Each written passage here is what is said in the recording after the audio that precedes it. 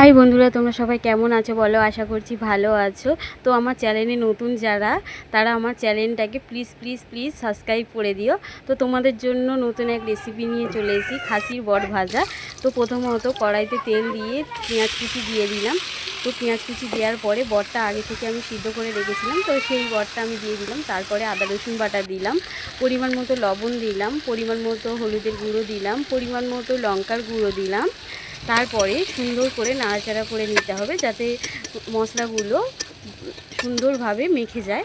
তো তারপরে জিরে গুঁড়ো দিয়ে দিলাম, তারপরেও ভালো করে মেখে নিতে হবে সুন্দর করে। তো তারপরে আমার এক সিক্রেট মশলা ছিল, সেই মশলাটা দিলাম। তো তোমরা যদি কেউ জানতে চাও সিক্রেট মশলাটা কি, তাহলে কমেন্ট করে আমাকে বলবে, তো আমি তোমাদের বলে দেব।